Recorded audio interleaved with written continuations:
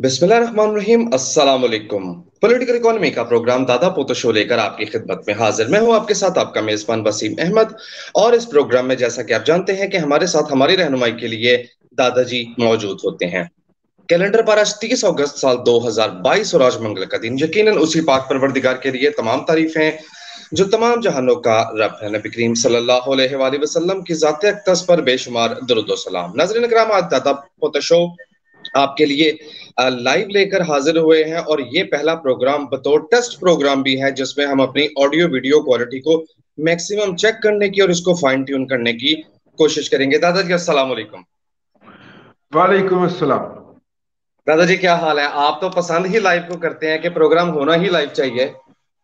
बिल्कुल बिल्कुल, अगर टेक्नोलॉजी इजाजत दे तो प्रोग्राम लाइव ही होना चाहिए। देखिए, इस वक्त आज दो इम्पोर्टेंट खबरें थी जिसकी वजह से हमने लाइव करने का फैसला किया। आईएमएफ। एक एक खबर आईएमएफ है और दूसरा कल पाकिस्तान के दो फेडरेटिंग यूनिट के जो फाइनेंस मिनिस्टर्स हैं वो एक साबका फाइनेंस मिनिस्टर के साथ मिलकर साजिश करते हुए पकड़े गए और बेनकाब हो गए वो। लेकिन पहले तो देखिए, आईएमएफ के एग्जेक्टिव बोर्ड के अंदर दो लोग थे, बल्कि एक पार्टी थी जिसने हमारी मुखालफत की है और वो थे हमारे मशरकी हमसाए भारत। और दुनिया के अंदर दो पावर्स थी जिन्होंने इस पैकेज की मुखालफत की है, एक भारत और दूसरा पीटीआई। इस वक्त लाइव अब लाइव स्ट्रीम वो इंडियंस मौजूद हैं। विक्रम आ गए हैं गोवा से, सलाम दे रहे हैं आपको। अच्छा अच्छा अच्छा अच्छा, नमस्ते नमस्ते। तो वो जो है, अब उन्होंने, एक तो हमारे भारतीय भाइयों ने हिस्सा ही नहीं लिया हाँ। और इंडियन अपना, सॉरी, ये जो पीटीआई वाले जो हैं ये इस पे तनकीद फरमा। अब ये दोनों सूरतें अपनी जगह पे।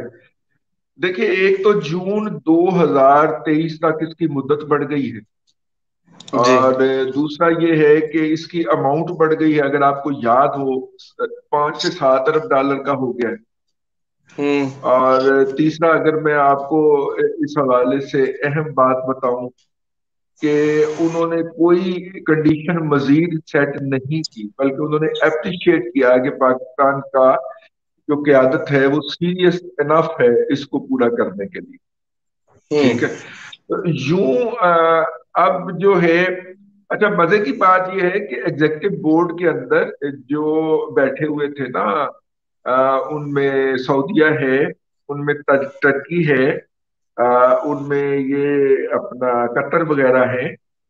उन्होंने भी इस बात की यकीन दहानी करवाई कि जो एडिशनल फाइनेंस चाहिए होगा पाकिस्तान को इस हम्म। सूरत हाल से निकलने के लिए वो फराहम करें।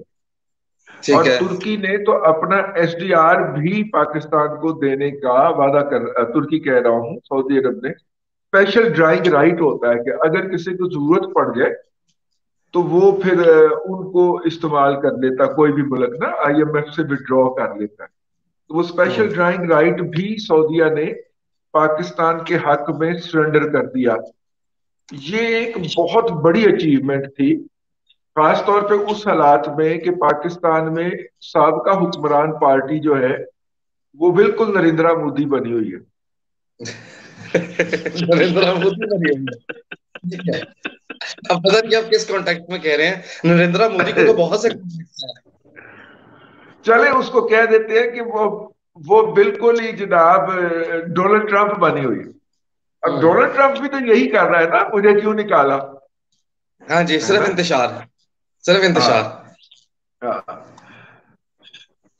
चले, तो दूसरी खबर जो इम्पोर्टेंट थी वो हमने कल शायद डिस्कस कर भी ली थी, और लेकिन उसका इम्पैक्ट नहीं हुआ।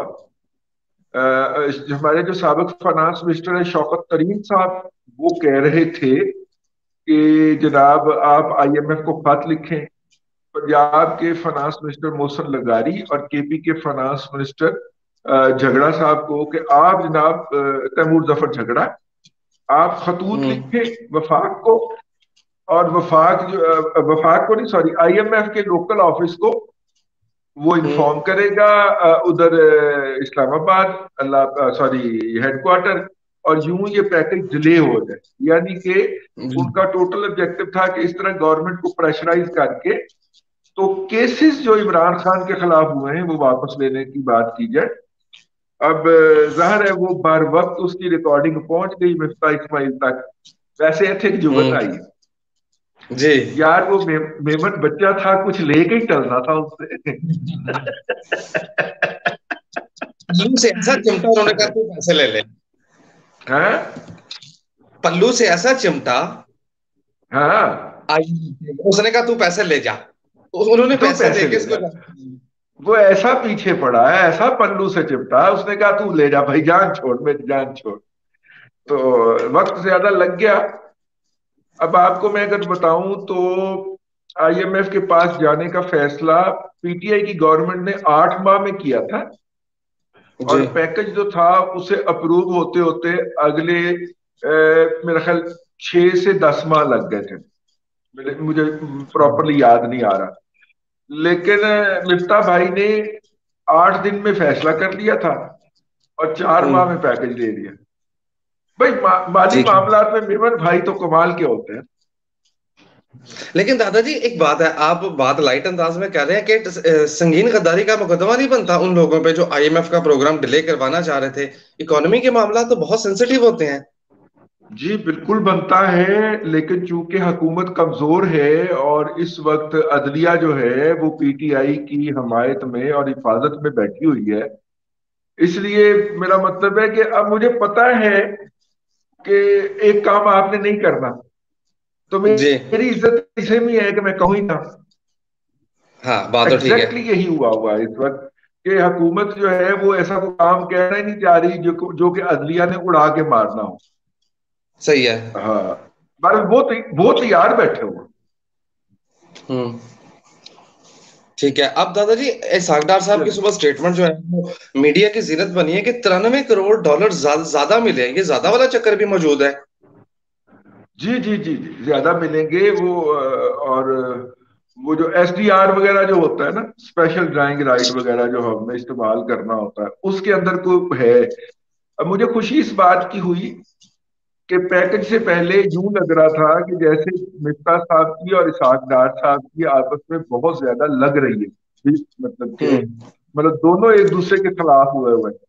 लेकिन रात जब पैकेज की अप्रूवल की खबर आई है तो सबसे हम्म। पहले जो एप्रिसिएशन आई वो जनाब हाफिज इसहाक डार साहब की तरफ से आई है। जी। ठीक जी। है, इसहाक डार साहब ने इसको अप्रिशिएट किया और फिर उसकी पूरी डिटेल बताई अपने वो जो होती है ना, वो ट्वीट के जरिए पूरी उसकी डिटेल बताई, टीम को शाबाश दी, मिफ्ता इस्माइल को अप्रिशिएट किया। और ये बड़ी एक अच्छी और खुशगवार हैरत थी। मुझे बड़ा अच्छा लगा कि चलिए पार्टी के अंदर तो कम से कम यकसुई है ना। जी। सही है। बिल्कुल ठीक है दादाजी। दूसरा, यूके ने भी जो पाकिस्तान को 1.5 मिलियन पाउंड्स की सपोर्ट फराहम करने का ऐलान किया, और ये सब सैलाब और उस तनाजुर में आ रही है कि ये भी बैलेंस ऑफ पेमेंट में हेल्प करेंगे पैसे, या ये सिर्फ सैलाब के लिए है। नहीं, जाहिर है पहले सब। अभी आप अनाउंसमेंट सुनिएगा इसी हम्म। हफ्ते में। आज आप बताइए मार्केट कैसी है। दादाजी मार्केट ने सुबह तो बहुत अच्छा उछाल दिया, 400 भी से भी ज्यादा पॉइंट मार्केट प्लस थी, लेकिन मुझे हैरत हो रही है इस वक्त मार्केट में तेजी जज्ब होकर महज 150 पॉइंट्स की रह गई है, पता नहीं क्यों। अच्छा अच्छा, वो बुनियादी तौर पे इशू ये है ना कि जिन्होंने इसके ऊपर बेट किया हुआ था उन्होंने हम्म। पोजीशनें ऑफलोड कर दी होंगी ना भाई। आप ये तो नहीं कहना चाह रहे कि यूथ के सेल ऑफ कर रहे हैं। नहीं, यूथ ही है तो खैर उनका स्टॉक मार्केट में क्या काम। वहां पे तो अक्लमंद लोग जाते हैं ना यार। लेकिन मेरा ख्याल ये है कि जिन लोगों ने बेट किया हुआ था ना इस पोजीशन को कि जी। आईएमएफ से पैकेज अप्रूव होगा, तो जी। उन्होंने इसको अपना पोजीशन ऑफलोड की है। कोई ज्यादा बड़ी बात नहीं है, अभी आप इंतजार करें। इन्होंने सेलिब्रेट करना है। देखिए, सऊदी अरब अपना पैकेज अनाउंस कर चुका हुआ है। जी। ठीक है, वो तकरीबन $5 अरब ही तकरीबन या इससे के इर्द गिर्द है। उसके बाद हम्म। कतर जो है वो भी कर चुका हुआ है। तुर्की ने जी। भी अभी करना है। और चाइना की तरफ से भी हमें असल में आना है, असल आना है। तो जब ये चीजें अनाउंस होंगी और ये चीजें रुकी हुई थी आईएमएफ के पैकेज की वजह से। और जब ये चीजें अनाउंस होंगी तो आप इसका इम्पैक्ट देखिएगा मार्केट के ऊपर भी और पाक रुपी के ऊपर भी। पर मुझे जो सबसे अच्छी बात लगी कल, वो इसहाक डार साहब ने जो अप्रिशिएट किया मिफ्ता भाई को, वो अच्छा था। जी, सही है, बिल्कुल ठीक है। अब दादाजी बात यह है कि जो बहुत से लोगों का ये ओपिनियन है कि सैलाब की तबाहकारी इस आईएमएफ पैकेज और सरमायाकारी के असर को बहुत हद तक जायल कर देगी। आप समझते हैं ऐसा होगा? हम्म। देखिए, मेरा ख्याल ये है कि ये आईएमएफ का पैकेज और ये तो कुछ भी नहीं है। जी। जितनी तबाही हो गई है, हम्म। इस वक्त तक एस्टिमेट्स ये बता रहे हैं, बल्कि गेस्टिमेट ये बता रहे हैं कि 2010 में जो सैलाब आया था उसमें हुई थी तबाही तकरीबन 34 अरब डॉलर की।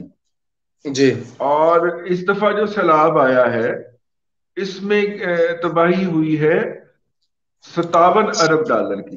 ये दादाजी, इब्तदाई तखमीने हैं। जी अच्छा, जी अभी भी ये इब्तदाई है, ये अभी भी इब्तदाई है, जी 57 बिलियन डॉलर। ये इब्तदाई तखमीने हैं।